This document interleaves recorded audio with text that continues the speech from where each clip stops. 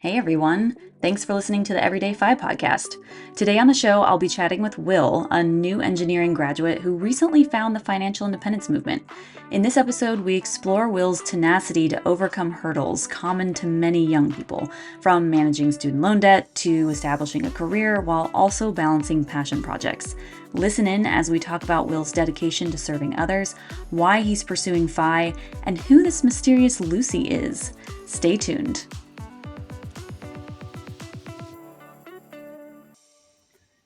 All right. Thanks for joining me, everybody. So today I'm here talking with Will, and we're going to go and discover his journey to financial independence. Hey, Will, how are you doing? I'm doing pretty good today, actually. Just before this, a group of my friends and I, we actually retook graduation pictures because we couldn't on graduation, I guess a little bit prior because everyone was so busy. So it was pretty good, and it's really hot where I'm at. So it's nice to be, nice in a calmer, cooler environment. Nice. So you just graduated. That's amazing. How does it feel? Honestly, it feels, I mean, they always say this. I was asking people, I was like, do you get more time when you finish graduating? And they're like, yeah, because the semester was so busy. So now it's like, it was a very surreal moment, but now it's really like, I have a couple of weeks with just so much time on my hands. So it's really like, what do I do with this time? Do I try to fill it up? Do I just relax? It's a whole lot of questions. Nice. And so how are you kind of answering some of those questions? Like, what do you have on the horizon for the next couple of weeks? So I try to keep a to-dos list. So I have like a couple of tasks I would try to get done every day, even if it's minuscule, just you stay in that habit of just doing 2 to 3 tasks, completing those. And then it caused me I was thinking a lot because I had so much time, and it actually helped me, I guess, create an idea, or I guess a passion project, something I want to pursue for the next couple months. So honestly, it's been great. I'm kind of like really in my head right now, kind of figuring out how to do it, who I can ask for some resources. So it's an exciting moment right now, and I can go more into that if you want Yeah, I would love to hear more to. about it. So perfect. So for some context, so while I was in college, I was in a group called NESB. So the acronym stands for National Society of Black Engineers. And I guess more context, I graduated with engineering degree, industrial engineering. So thinking about the program and everything it's done for me, I was on the e-board. I kind of wanted to give back, and I guess before I focused on NESB, it was really I wanted to at least spend my time trying to help people or figure out a niche of people I can help. So that's how I thought, okay, I think I could help Nesby. But the question was, how can I help them? And a big part of being in Nesby is there's 2 conferences, one in the fall and one in the spring. And the one in the spring is usually the bigger one that's more national. And then the fall one is regional. And essentially at these conferences, a bunch of companies come and you get to interview with them essentially for internships or jobs depending on what year you're in.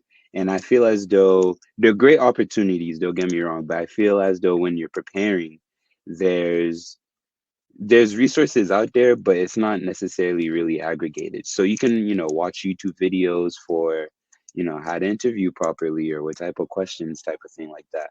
But it's really, you have to search for each of these individual pieces. And I feel like there isn't one resource where people can kind of skim through a book or, kind of get all of those in one. So that's where I was like, oh, I think that's something I can add of value by being in the group, and then also having a network of people who I can ask, professionals and also people on my level who can help, provide some of these advice or help. And then a twist I wanted to add, because originally my first idea was personal finance, and I wanted to do something with that. So it actually, I was thinking about how maybe I could scale it or maybe structure it. So I'm thinking of doing like a series where you have a series focused on high school students, how they could kind of optimize and increase their chances of getting in the schools they want, and kind of optimizing college, like AP tests, CLEP tests, things like that. And then there's the college version where it's like, okay, prepping for these interviews, research how you would talk to certain people, and then a post acceptance or post college where it talks about personal finance, maybe in like a broad way, but kind of just exposing people. Because the premise of why I thought this would help is there's a lot of information, but there isn't a resource.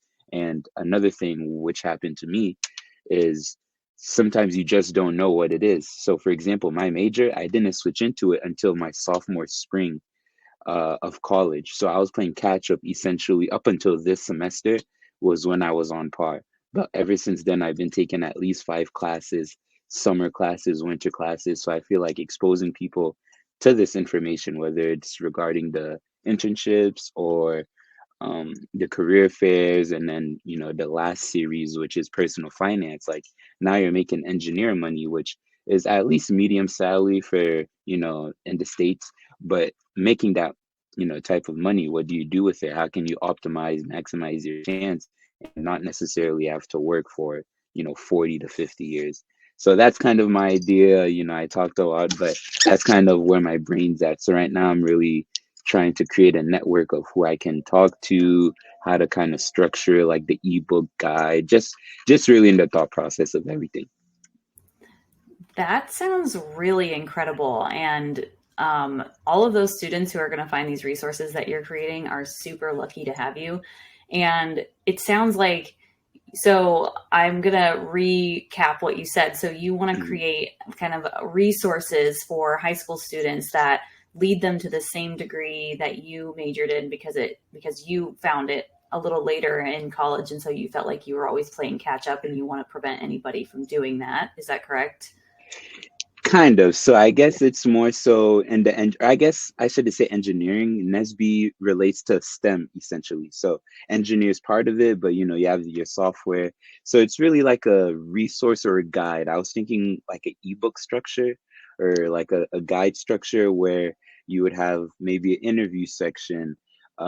Because for example, software engineers, they have to do technical interviews along with the actual interview. So there's guides for that, and how to prep, how to research these companies, what type of questions you should be asking. Because one of the things at these conferences is you get a one-to-one with the recruiters, but it's only maybe a minute to 5 minutes max. So you want to make sure you're optimizing the questions you're asking, presenting yourself in the right way, so that that will lead to your interview, because it's based off of that interaction. And obviously they'll take your resume, and that's another part, how to structure your resume. um, so really just optimizing and increasing your chances of getting that internship or a job for the college series, and then creating a guide. That'll be like the part 3, but right now I really want to focus on the college part of it. I guess I'll call it part 2 for this interview, but really focusing on the things you could do your freshman sophomore year to really stat pat your resume.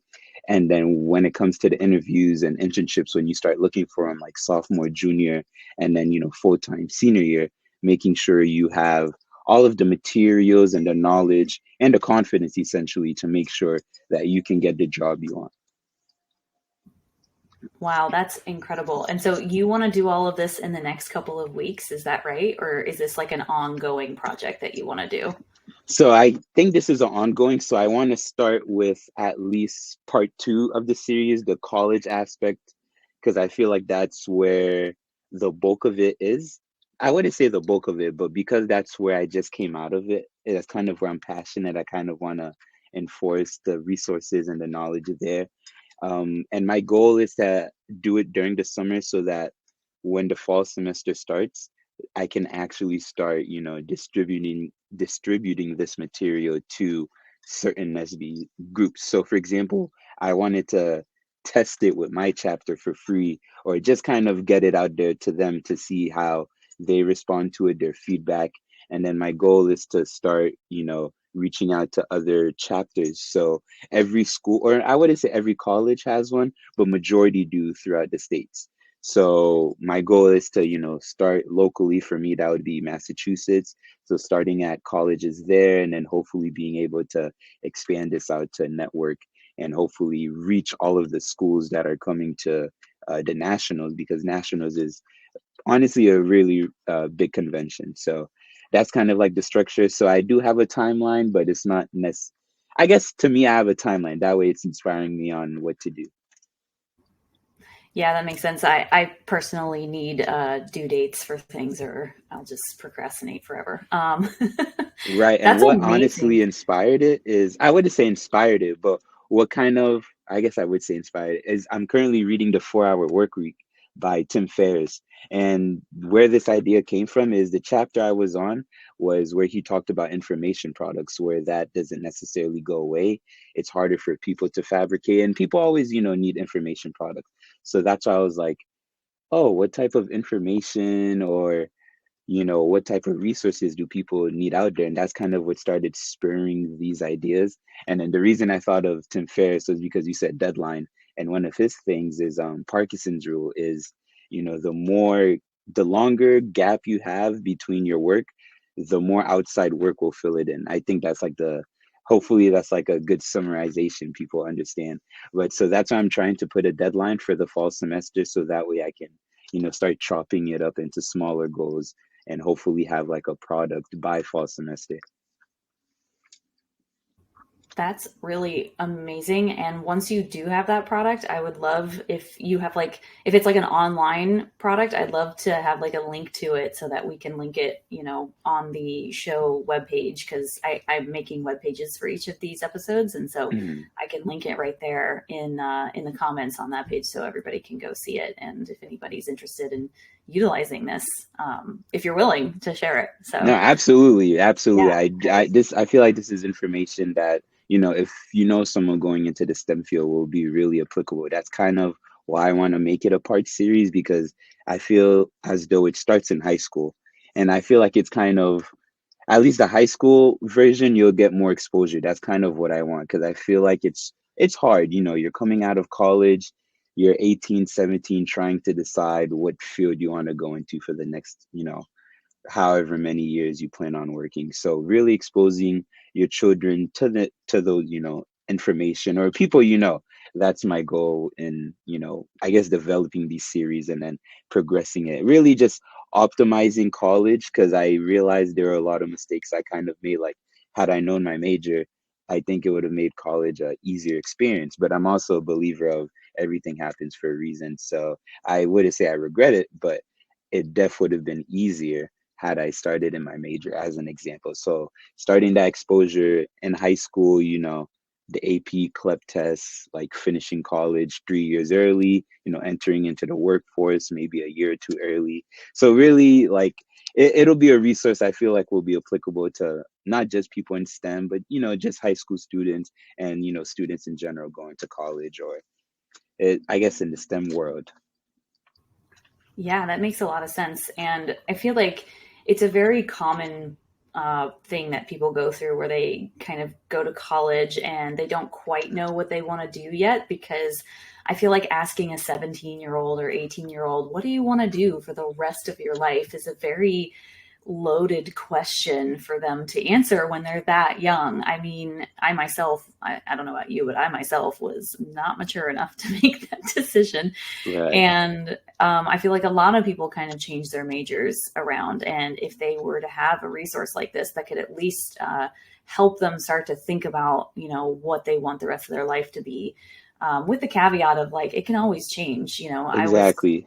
I was an art historian for years and I have a master's degree in it. And then at 30 years old, changed careers to tech. So it's never set in stone, but it's nice to, at the very beginning of your career and your adult life, having those resources that help you along the way. And so you don't have to be blind, trying to figure it out on your own.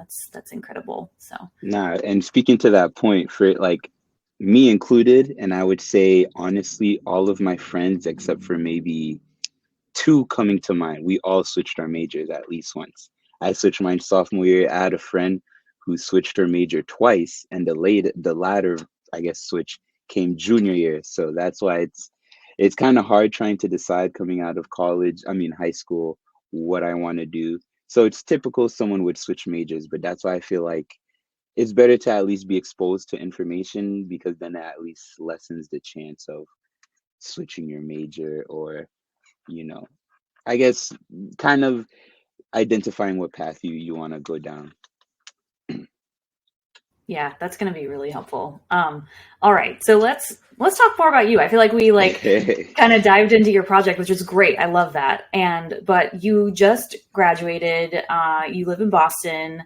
You attended UMass Amherst, and you said you're working as a manufacturing engineer in a rotational program. Can you say more about what you're going to do after graduation? It sounds like you've got something lined up already.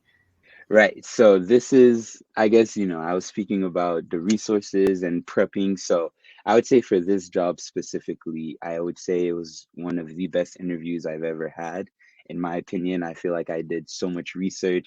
It was like manifesting. I did a whole lot, but essentially what I'll be doing is a rotational program. That was kind of my criteria when I wanted to graduate because why I like rotational compared to maybe a traditional job is you get to essentially rotate through different disciplines. So it's honestly like more than one job in one job, if that makes sense. So for my program, it's a 3-year program, and you rotate through six different disciplines each 6 months length.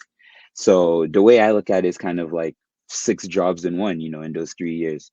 But it's related to manufacturing. That's kind of an aspect of my major, industrial engineering. So part of the rotations would be shop floor planning, logistics, things of that nature. And then the other half, because it's called manufacturing leadership program, that's what it's called, is the other three rotations kind of gear you towards that managerial leadership role. So there's project management, well, I'm forgetting the other two, but essentially you get engineering experience, and then you also get like the leadership managerial experience, so that after you finish the program you're placed at kind of those higher level roles because you've gotten both experience. And I love this program, the company and everything, because they support the people in the program. So I'll be getting my master's through this program. That's something they'll be providing for me.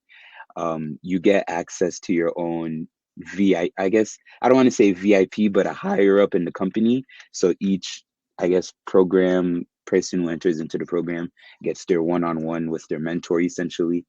And it just great benefits overall. And I love it because it's 3 years. You get to, see different aspects of the company. So it's not really stagnant, which is something I like. I don't like being in one, role too long. I kind of want to explore. And I feel like this is right in my lane. So pretty excited to start. I will be having to move out of Boston for it. But honestly, it's some people see it as a con, some people see it as a pro. I see it as a pro, and everything else that comes with the program is a big pro. So pretty excited. That sounds incredible. And how did you find this program? And what advice do you have for other people who might also be manufacturing engineers or maybe want to go into this field? What advice do you have for them to find something similar? So I would say there are two resources that offered it. The one I got it from was the career fair at my school. So the advice I would give to anyone in similar situations, not just looking for this role, but just a job in general, if you're in school, utilize your career fair. They're there to help you. It's a free resource, so there's no reason you shouldn't be using it.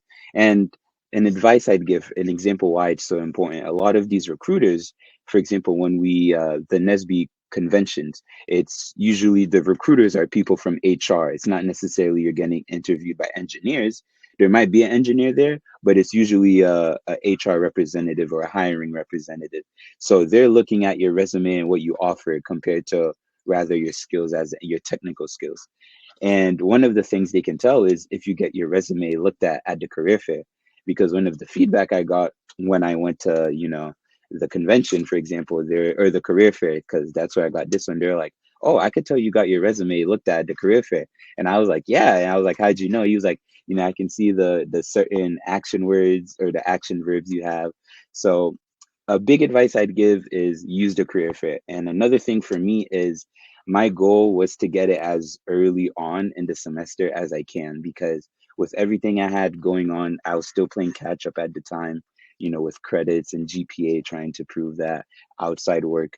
My goal, I didn't want to have to also have to worry about getting a full time while everything is ramping up, because I got this in the fall semester, while now I have friends and people I know who are looking for jobs now after graduating and, in the spring semester. So the biggest advice I could give is utilize your career fairs and also affinity or groups in your school. So for me, it was NESB. That was another group where this was another resource with all of these companies and their jobs. So joining groups like that, and it's not just NESB, there's, whatever group is in your major. So I know for business, they'll have a group like that. I think DECA is something along that line. I've heard of DECA. Public science, they have something along those lines. So really just using the career fair and joining as many groups as you can. So I was in NESB, for example, and then I was also in ISE, which is the Industrial or Institute of Industrial and Systems Engineers, which is the group for my major. So those are my two pieces of advice. Great. Yeah, thank you. And I will definitely be including all the links to everything you're mentioning here, like NESB and even DECA. But I echo using the career fair. And the reason why is when like I said, I changed careers from art history to tech. And when I did that, I took a coding bootcamp course. And one of the ways that you found jobs is by going to career fairs at local colleges and local universities. And there was one that was about an hour and a half away from me. I lived an hour and a half outside of Raleigh in North Carolina, and they had a career fair at NC State. And I remember the career fair was going to start at 10 a.m. And I woke up that morning and I was like, man, do I really want to go? I'm so tired. Like, I have to drive an hour and a half. And I was like, no, like you should go to this because who knows what could happen. And guess what? That is where I found my first job. They were my job for 3 years. They basically shaped my entire tech career. They're the ones who got me into product management, which is what I do now. And I just shudder at the thought of what would have happened if I had just given into that, need to sleep in more and not go to this career fair.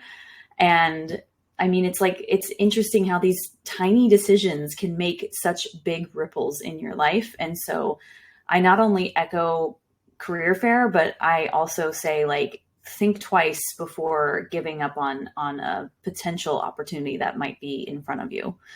So, yeah. Right. And another, I guess, reasons why people should utilize these resources is the way I like a lot. So I guess I've said it a couple of times, optimization. I honestly really love the concept of optimizing efficiency, which is a big part of my major. That's kind of what we do as industrial engineers, really optimizing a system or process. But when you think about it, at a career, or say you're just applying to a job regularly online, to me, the way I look at it is like you're one of a million, essentially. There isn't really a differentiating factor. It's really just your resume, and who's sifting your resume. It's usually the AI behind the screen. So if you don't meet the requirements of the AI or whatever system, not all companies do this, but in the era of technology, that's kind of how it works. If you don't meet that criteria, your resume automatically gets thrown away, your application. So at least in a career fair, the way I thought about it is, one, you could meet the recruiter in person. So you can add more to just your resume, because getting hired isn't just what you could bring, technically with your skills. It's really, will you be a good fit for this company as a person? So being able to talk to the recruiter, adding to your resume, was one reason for me. And two, your pool is much smaller. So for this program, they are receiving applicants online, but when you go in person, the way they chose it, at least for me, I know he was recruiting through different colleges, the recruiter, and it was like a pool of 300. But compare 300 compared to a pool of, maybe thousands from online. So those are like the two biggest ideas for me, which is why I love the in-person fairs, because you get to add to your resume some of the information you can incorporate, because you can't put everything on your resume.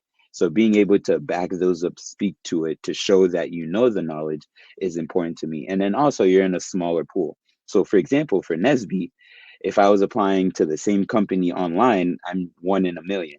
But at NESB, for example, they're specifically looking to hire Black engineers, or, people of color in these, STEM fields. So that automatically shrinks it from, say, a million to, let's say, like 50,000. I think that's how much went to the convention center.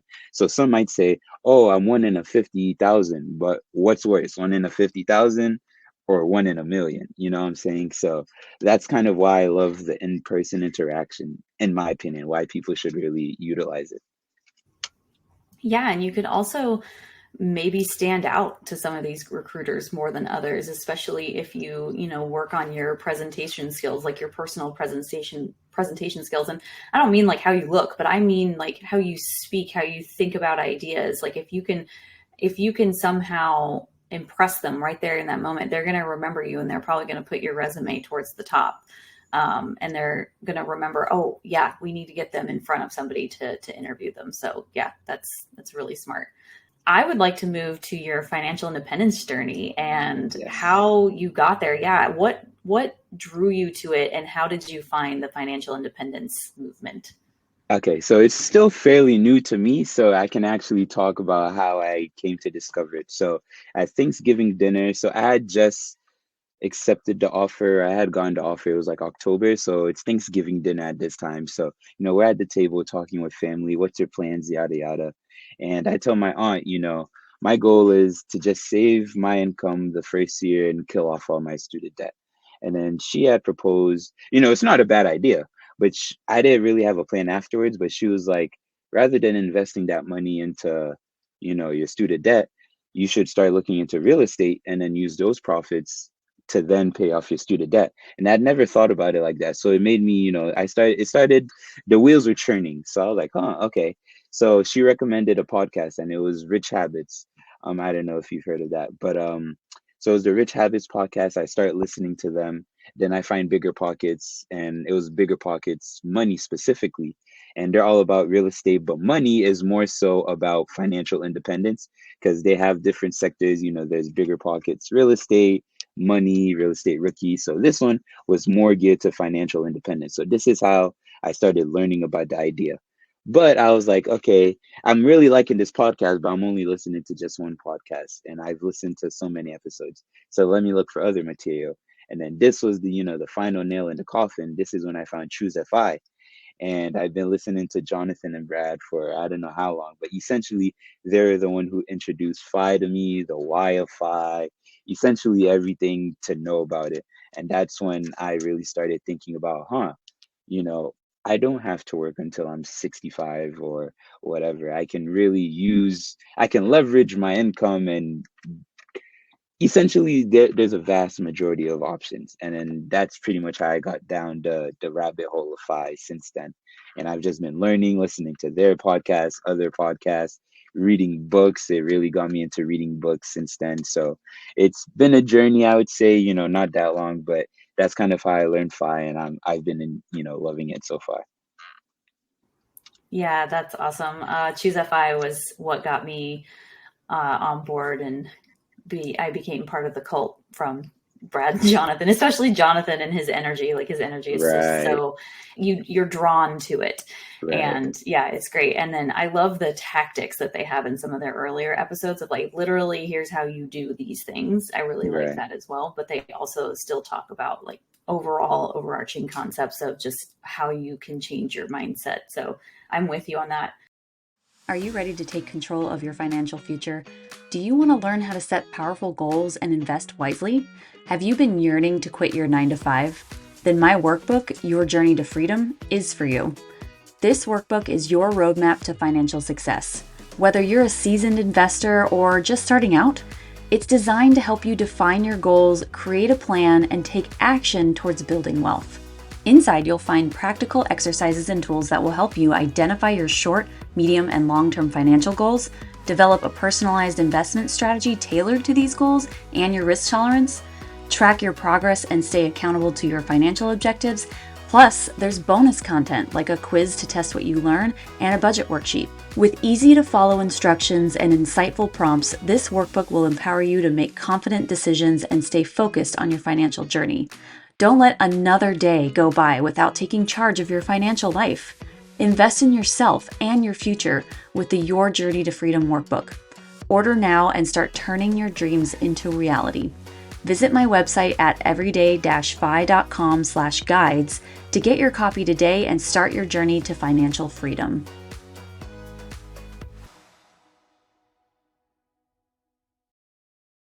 What draws you to wanting to not work till you're 65? Like you mentioned, I don't want to work till I'm 65. Why is that? And what makes you believe that not working till you're 65 is the best path forward for you? So I guess I'll preface it with saying I wouldn't mind working till 65 if it's something I'm passionate about. And the reason I guess my why of fire, you could kind of say what's important to it about me is really the options. I really want options as I get older and I don't want to be limited. So the fact that the way it was kind of set up working until you're 65, that's really limited options because to me at least, I thought it meant, it meant you worked and you honestly just work, you get like a little bit of vacation here and there, and you really don't get options. When I get older, I have a family. I want the option to attend my children's, recital or games, or maybe the option to go to vacation, see family. And I don't want to be limited. I think that was the thing for me. I don't like limitation. I want to make my decision not having to have, I guess, constraints within making a decision. I want to make it as freely as possible so that I can truly choose the best thing for me. So that's kind of my driving force right now, giving myself the option to pursue things in the future, whether that's, passion work or personal goals I've had for a while. And I'd say pretty much encapsulating anything between those two realms. Yeah, great. Thanks for sharing that with us. Why do you feel the need to have these options? Like, was there a point in time in your life where you felt like you didn't have any options and that's what's kind of drawing you to this? Or is there some other motivation behind it that's maybe a little deeper? So I can give an example, which is I guess would relate to why. But essentially, my example is so when I want to say a freshman or a sophomore in college, essentially I had a job, but I also had debt. So I had a credit card, but it was anything crazy. I only had a $500 limit. So I think that helped me in essence. But I had school bills. Essentially, I had a lot going on, and trying to make ends meet. I realized there was very limited options. Like for example, trying to get gas to go to work was a struggle. It was you'd pay off a little bit of the balance on the credit card, but then you have to load it up because you need gas for work, you need food, and then I had school I had to pay for partially because my parents couldn't cover it fully. So that was something I was okay with. It's not like I didn't know that, but that was something that needed to get paid for.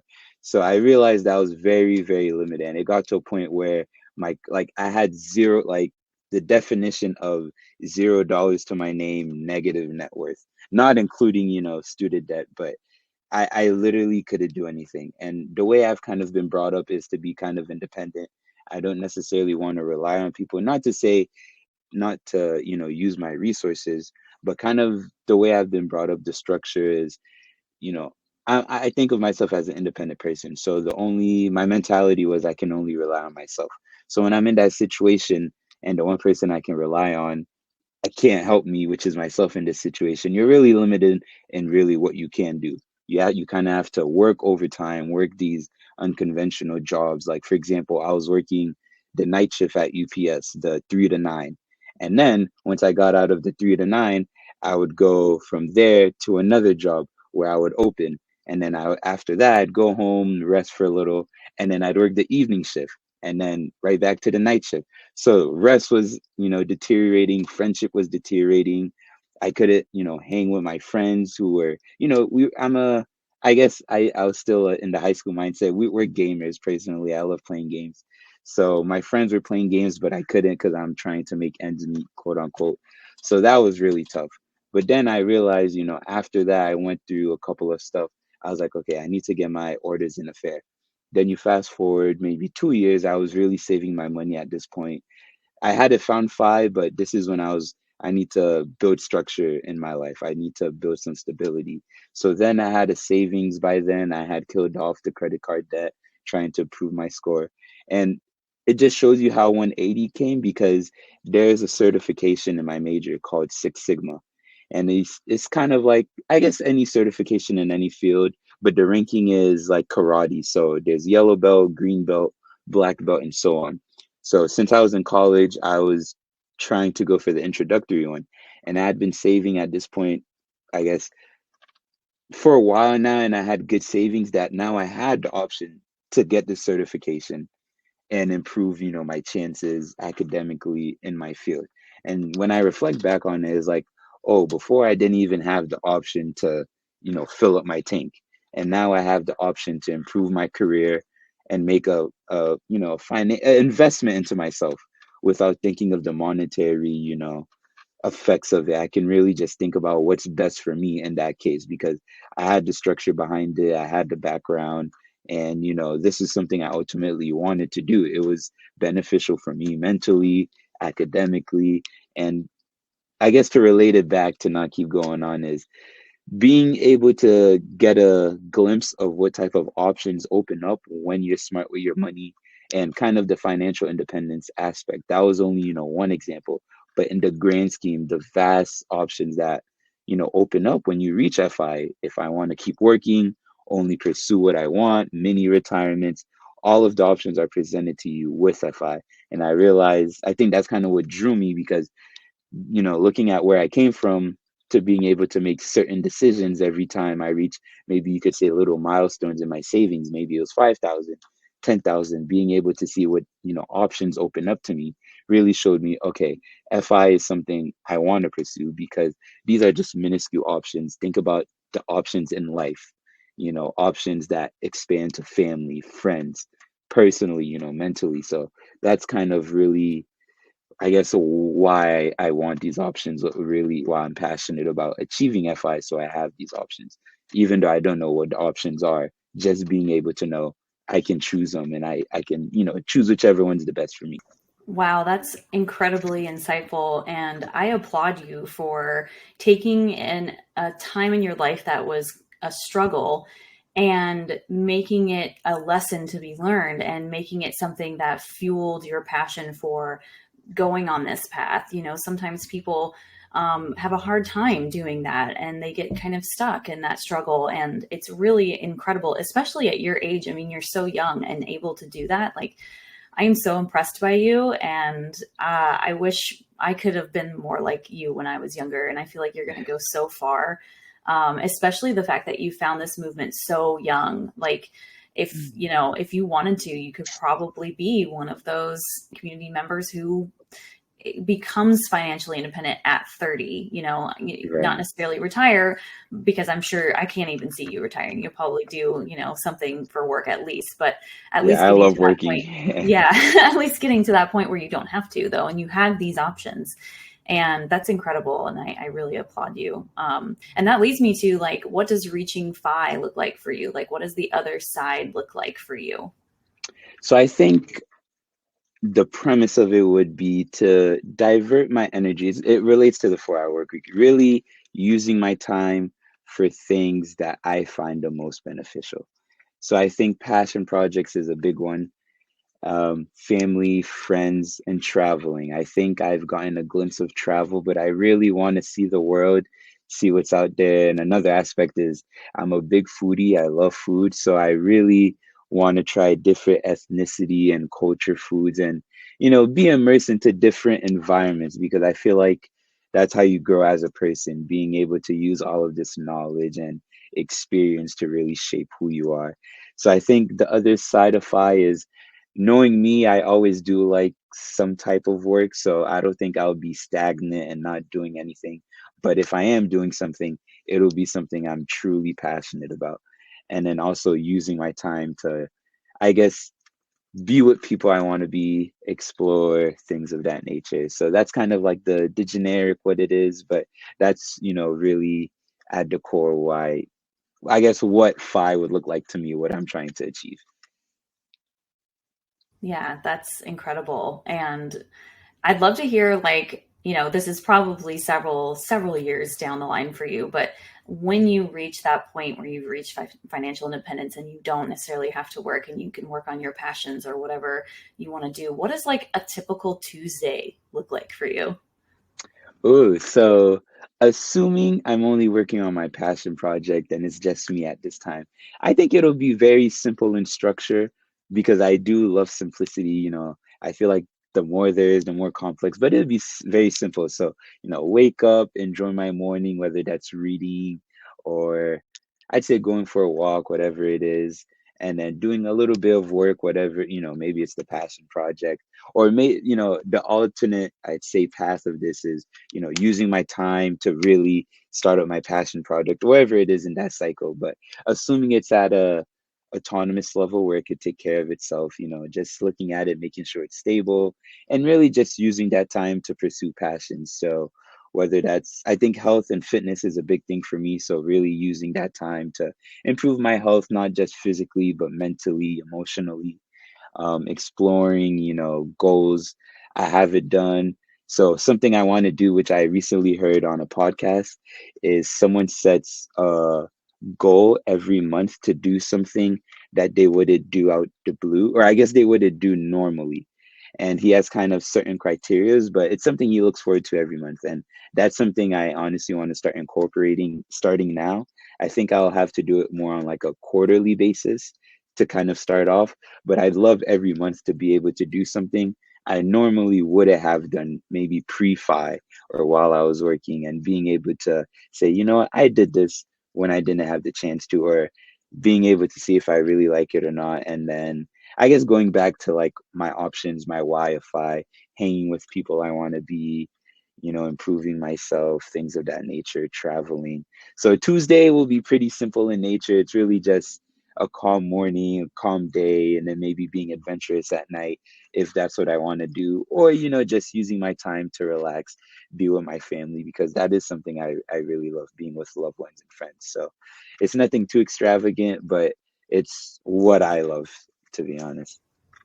No, it sounds lovely. And I think you probably hit a lot of points that a lot of people are feeling where they want to spend more time on their health physically, mentally, and emotionally. They want to spend more time with loved ones and they want to do the passion projects, the things that really light them up rather than what I always say is I'm tired of making other people's dreams come true while Mm, I'm working a job and I want to make my dreams come true. And that's one of the reasons why I'm pursuing financial independence and would like to quit, corporate America one day, is because working on your passion projects while you have a 9 to 5 is very difficult because it's a lot of balancing. And I was just thinking the other day, like I'm doing this podcast and just, behind the scenes for everybody, these episodes are between 45 minutes and an hour recording and then about 4 hours of editing behind the scenes. And so, mm, and it's just me. I don't have a team. I'm not hiring anybody. I'm doing it all myself. And then I also have an Instagram where I'm making content and things like that,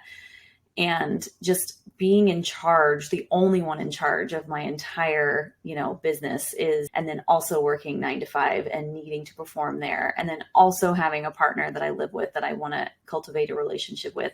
I was just thinking the other day, like we want to have kids soon. And I was like, how the hell am I going to do that? mm. so, Right. so that balance, I think, will come a little bit easier when you have those 8 to 10 hours back in your day, and even the brain space back where you're not thinking about that, corporate career job, and you're thinking about other things. So I think you hit on a lot of things that people are feeling. So Right, exactly. Because, from the books I've been reading, they're all very similar, and everyone has the same 24 hours in a day, and then there's only finite brain energy you have. So I want to make sure that, essentially for I get to a point where I can use those 24 hours for everything that impacts me and what I'm passionate about and the people I love. And then also use that brain energy too. No one has infinite brain energy. So being able to use that effort and energy on things that I'm also passionate about and I care about. So that's really the goal. So I sympathize with you with, not doing this forever and being able to, you know, pursue my own passions and not making, someone else's dreams come true. yeah, awesome. All right. So, what is like your strategy for reaching financial independence? Like, are you investing in the stock market? Are you investing in real estate? Do you have some other method of doing it? Can you share a little bit about that for us? Absolutely. So currently, the only one I can say I'm employing right now is the stock market. So I have a tax brokerage where I invest in index fund. It's nothing too crazy because my ultimate goal is to invest into real estate to do a house hack. So one of the first books I read and Bigger Pockets Money was the house hacking strategy. And just hearing his name is Craig Curlop, and then the host of Bigger Pockets Money, Scott Trench, just hearing their stories, they house hacked at a young age. I feel like that is such a boost to someone young like me, a young professional, into their journey into FI simply because you can cut your housing expense so low. And one of the facts he proposes in his book is housing and transportation are like your two biggest costs. So being able to, and people who are in FI, you know that your number, or I guess your goal, if you have a FI goal, is dictated by your annual spending or how much you need per year. So being able to lower that therefore makes your dream, I guess you could reach that goal easier because it's less you need. So I think real estate is something I'm really trying to get going this year. So most of my capital has just been sitting in a high yield savings just because I want to uh, get that house hack this year. And then from there once I start working at my full time, using the HSA, maxing that out, 401k at least up to the match, Roth IRA. That's one of my biggest goals that this year, no matter what happens, that'll be maxing out from here until I'm no longer eligible or until I'm 65. And I feel like the former is going to come first because I have aspirations, I have goals. So there's an income limit to Roth. So I want to make sure I can maximize it, especially since I'm so young too. Everyone is like, oh, you're only 22, and there's the stats of the younger you invest, the more compound. So that's kind of the strategies I'm hoping to employ. But right now it's just taxable and then near future real estate. And then obviously all of the other ones that come from working and things like that. Yeah, those are great strategies. And they're really great strategies for your life right now, especially being so young. Because one thing I talk about is a lot of the time when people first find the financial independence community, they do what you just talked about like cutting their expenses and cutting their lifestyle down. But when you're a college student, you're kind of like, well, house hacking is probably a little bit better than what I had before because I was living in like a dorm or like a crappy college apartment. And so this is even better than what I had before. But I always challenge people, like, make sure that you understand that when you get to that 50% savings rate and you're living on that other 50%, that if you continue to save that way and you continue living on that 50%, like, you have to keep that lifestyle post FI to make the numbers work. Right. So if there's anything that you want to enjoy or increase your spending on, like maybe you don't necessarily want to house hack forever, or maybe you want to travel more and spend a little bit more there, or maybe there's something that you value that you really want to, that you might be cutting right now to get to that rate, but you might want to spend on later. Just keep that in mind, because I did what you did and I cut everything, and then I was kind of miserable, and I was like, okay, I don't want to have to live like this forever just to like be financially independent though. Like I Right. want to like live. So I then increased my spending a little bit just to get it to the point where I was like, this is the life I want to live, and I would be happy living this life forever. Right. And I know that's hard to say, even as somebody, I'm also, I mean, I'm not as young as you, but being 37, like, you don't know what your 65-year-old self is going to want, but knowing that, like, this is pretty close to what it's probably going to be and what my expenses are probably going to be for the rest of my life, because I increased my spending and I allowed myself that, like, creep of, like, I call it the creep of value instead of lifestyle creep. It's value creep. Right. Let those values creep in and spend money on those. And that's fine. And then you can just cut all the crap that you don't care about, like cars. I have a 12-year-old Toyota Prius and I freaking love her and I'm going to keep her forever. And yes, I call her her. but like I spend extravagantly on gardening and travel, Mhm.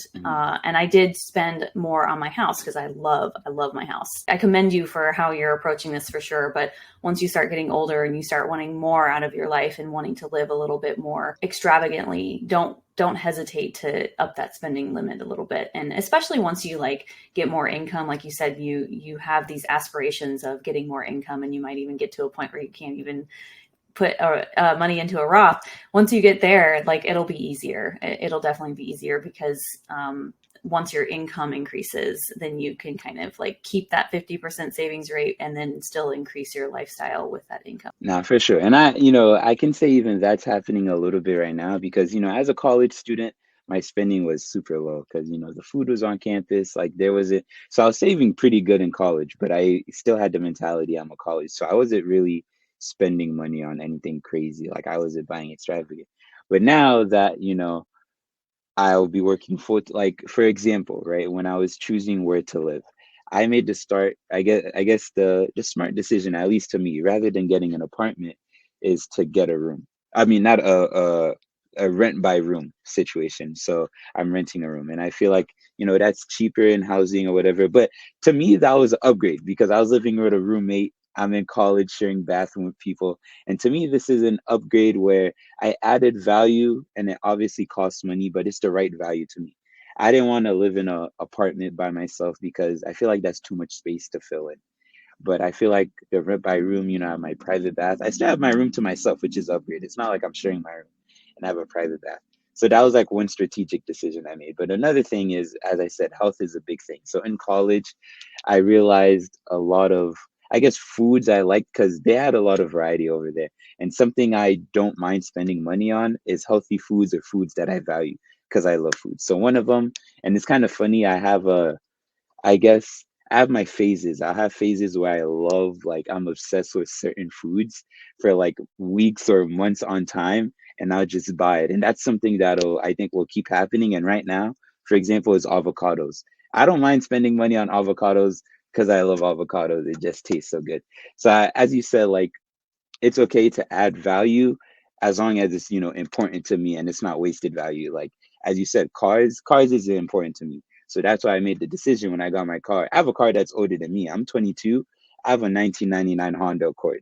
So Lucy is, she's still running. That's what I named her. But the things of value that I like, for example, food and travel will be one of those. Making sure I have a little travel savings bucket is something I really want to make sure I add. So I symptomize with that, and I would definitely keep that in mind as I increase keeping that savings rate, but also making sure I have value or I'm adding the value if I see so fit. Yeah, that's amazing. And long live Lucy. I think that's gonna be the title of the show. Long live Lucy. Long live Lucy. Yeah, that's amazing. I want to switch to talking about any current struggles you have right now. And it could be fire related or not fire related, but if it is fire related, if you want to talk about like how that might be impacting your goals or your timeline, yeah. So I kind of, I guess, it wasn't a hint, but I'd mentioned it earlier, but I wouldn't necessarily categorize it as a struggle. Just knowing me and how much I love efficiency and optimization, I think what I've been, battling here and there periodically, I'm leaning more heavily towards one side, which is real estate, but it's my student debt. So for information, in context, I graduated, I guess, on Saturday, with just a little over 30, like it just passed 32K in student debt. And that could, some people might be like, oh my gosh, but to me, I feel like based on my degree and my major, I def got the return on investment. So I don't mind the debt. But the question is, and they're all federal too. So the question, or what I'm repeating in my head is, I want to pursue real estate, but then I come back to the idea of, should I pay this debt off? When should I pay it off? And that's pretty much what I've been battling. So in my head, I kind of set a structure where the goal is in the first 5 years to do maybe two house hacks. And then after that, just kill off the debt because on the income I'll be making now, I can realistically kill it off in a year if I wanted. But I feel as though right now it's better to, they say money is worth more now than it is in the future. So I'd rather invest that into a house hack, kind of get that snowball rolling, and then kill off the debt. But, periodically I'll come back to, should I just kill off the debt, take this year to do that, and then, next year start real estate, start saving for that again once I'm earning, more income than I was in college. Because currently, as it stands, I have I'm almost at the point where I guess my savings is equal to my student debt, because I've been pretty, saving pretty diligently in college. I have a couple of tips and tricks too, but I had a couple of jobs in college. TAing for classes is a big one that some people don't realize. That's like a two for one, because you could put it on your resume and you're getting paid. And then another thing was my internship that I did over the summer. They let me work remote during the school year. So I had, multiple income and was able to save pretty decent. So that's why I'm pretty close to having my student debt. So that's why it's tangible by this year, the end of this year, if I really wanted to kill it off. But I'm still leaning more towards the real estate side, because I feel that as though that would help fly more. But I go back between the two here and there. Yeah, that makes sense, especially if you're somebody who just hates debt. There's Right. some folks out there who are just like, oh, I hate it, get it away from me. And they do everything in their power to pay it off as fast as possible. And that's actually a question I have for you. Are you going to be still saving and investing while also paying your student loans off? So I think I'm going to keep saving and investing while paying it off. So I think they're all federal loans. So I qualify for the income payment plan. So my goal was to set it at the minimum payment that I can, I guess the monthly minimum payment, and just pay that every year or every month. And then, the extra income I would be saving had I not, if I were to pay the loans, is use that to invest and save. And then hopefully once I get to that, maybe two house hacks, or maybe that 5 to 7 year mark, because I told myself internally by the age of 30, the debt will be gone regardless. So it's really, paying the minimum loan and then killing it off at some point. So that's I guess my plan as of right now. Yeah, that's really smart because, as you said, you're so young. And if you can invest now, I mean, it's going to just 10x so much faster because of how young you Exactly. are. And yeah, that's the advice that I would give anybody is that to balance paying off debt, especially student loan debt, since the interest rates are usually pretty okay, Right. and investing, because it's just, the earlier you can invest, the better it will be for you because you have that time in the market, which is so important. So kudos to you. It's been a quite information-full couple months. All I've been listening to is I don't really listen to music anymore. I love music, I'll listen to it at the gym, but I've grown fond of reading and listening to podcasts because it's just so valuable. I realize you can get so much knowledge just from, hearing, for example, knowledge from you're giving me, and all these other people who have gone through maybe similar experiences or the same experiences, or experiences I haven't gone through yet, and getting their knowledge and advice so I don't have to go through it myself. So I've done a lot of thinking, and then I love crunching numbers and optimization. Hence why I'm an industrial engineer. But that's, my loans was another thing. And even last night I had calculated what the interest loans were, like the average, and it came out to about 4.38. And fun fact, I guess for the people, I'm earning more actually in a high yield savings account. So that's kind of why I'm like, oh, okay, you know what? I think the loans I could kind of put on the back burner for now. Yeah, and especially if your part of your investments are in that brokerage account. I mean, you could just Right. put that in there, and then if on your 29th birthday, if you're like, well, the loans are still here, but I got all this freaking money in my brokerage account, I'm just going to pay it right now, and there you go. Before 30, they're paid off. Like, and you got Right. all of those gains and didn't really have to worry about paying 4.38 interest and missing out on potentially like 8, 10, 12% in the market, or even some years, some years have been like freaking 27%. I So know, right? yeah. Yeah. So yeah, let's talk about some of your wins. What are your wins right now? Again, FI or not FI related, whatever you want to talk about.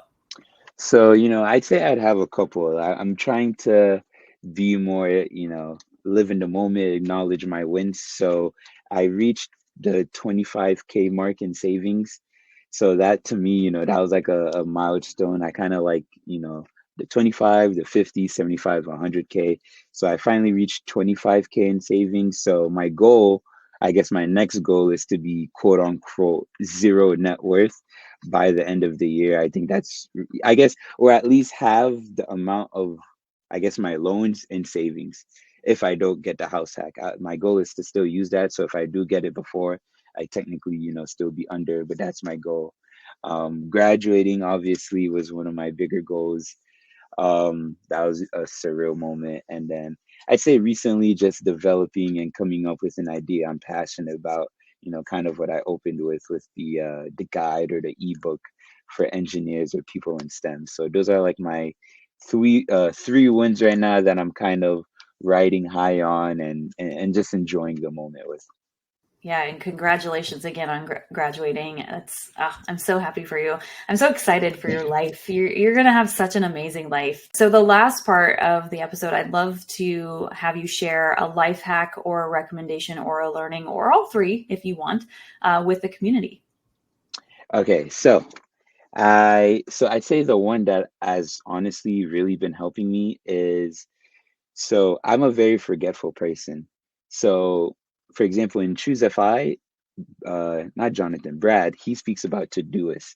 But for me, that was, you could pay for it. I do like the bins you could create, but I was like, is there a way to optimize this? Is there a freer version where I could get the same thing or maybe even better benefits? So I have an iPhone as a phone. And something I've really been doing because I realize I'll say, I'm going to do this later, and then I'll forget. I've been using Siri to actually create the reminders. So I'll just be like, hey Siri, set a reminder to do X, Y, and Z. And then later in that day, I'll go in, look at my reminders, and I'll be like, oh, okay. So essentially, just telling Siri to put it in for me not only kind of automates it, it creates less, effort you need to do, but it's still somewhere where I can remind it. And then I guess to add on to the Parkinson's rule, which is what I mentioned earlier, and it's something I'm trying to incorporate now because before I was just telling her to do this, and then it was like a long list of reminders. Now, what I'll do is maybe every couple of days, based on what reminders I have. I try to do it daily since I have the time, and it really doesn't take that long. Is to add a deadline to each of the reminders because, as I said, the more gap you have in between it, the less likely you are to do it because outside work is just going to fill that time in. So the shorter the deadline, the more you are to just do what needs to be done. So I've been trying to add deadlines. 72 hours is the max I'll do, so 3 days. But usually I try to keep it to 24 or 48, depending on if it's something I could do on my laptop or if I have to travel. So really just automating that aspect of my life because that's something that was another aspect in the 4-hour work week is automation. That's like its own section. So that was one thing I thought of and I was like, oh my goodness, this is so helpful. And it's honestly been making life so much easier because it's less I have to remember. The only thing I have to remember is look at my reminders app rather than what I need to actually do. Yeah, that's incredibly smart. And I feel like we're very similar in that I use my reminders app for everything. And I Yeah, have regular ones and then I have ones that are like right now I have a prescription that I need to go pick up that's been at the pharmacy for like a week. And I'm like, oh, I need to put that in my reminder because they can email me all day, but I'm not going to remember unless it pops in my reminders. right. So yeah, I that's a really great one and super simple for people to implement. So I love that. And thanks for sharing. And we're coming up to the end of our time now. Is there anything that you'd like to say before we leave? Anything we didn't cover that you want to talk about? Uh, I'd say for anyone, not just, necessarily college students, which is, I, I guess I don't identify any as a college student anymore, but I guess I still kind of do, I'm still in that realm. But essentially what I've realized is taking action. I think a lot of people say, the analysis paralysis of not want, you really do a lot of research or think about it, but not doing anything. Just set a small goal and do it. I think that's something that helps me. Like, for example, the reminders, it'll be the smallest goal, but just by me doing it, it'll get the ball rolling. So, for example, the idea I had, I didn't know where to necessarily start. So I was like, okay, we'll just pick something and then we'll just, look at that for now. So I thought about it. I don't know how to create an ebook or a guide or what the structure for that is. So I was like, okay, who can I contact? And I'm in this group which is called Sheet Freaks. It's basically they reached out to me via Bigger Pockets actually, and it's essentially a group of Gen Z, I guess, people in like the Gen Z age range that are, I guess, trying to strive for financial independence, whether that's through just regular index funds, real estate, whichever means, but it's just Gen Z trying to achieve fi, and that's kind of how I found Can't Fi, everything like that. So one of the members actually, and I texted the group. I was like, hey, let me see if anyone knows. So I said, does anyone know how to create an ebook or has experience with it? And someone was like, hey, I do, and I have a meeting with them tomorrow morning. So just things like that, and utilizing your resource. I think Who Not How is my biggest book of the year. Like, I love that book, and it's really, the premise of it is you'll find so much more benefit utilizing and finding who knows, I guess, the knowledge or the resource you need rather than trying to figure it out. So, for example, rather than me trying to figure out how to create an ebook, putting in all those hours, learning, utilize my resource of people who know how to do it. So I think utilizing your resource of people and the resources of people's, and really just taking action no matter how small it is. Yeah, thank you so much. That's such a great insight. And it's amazing that you call yourself independent, but you are completely open to allowing people to help you learn something. I feel like there are some people who are detrimentally self-sufficient, basically. Right. And I would call myself one of those people. And I really, again, applaud you that you allow other people to help you when you need it. And that there are experts out there that might know more than you, and you are willing to use them as a way of bettering yourself and expanding your mind. So that's incredible. And I think we'll leave it there. So thank you so much for being here. This was an incredible episode. I think people are going to get a lot out of this.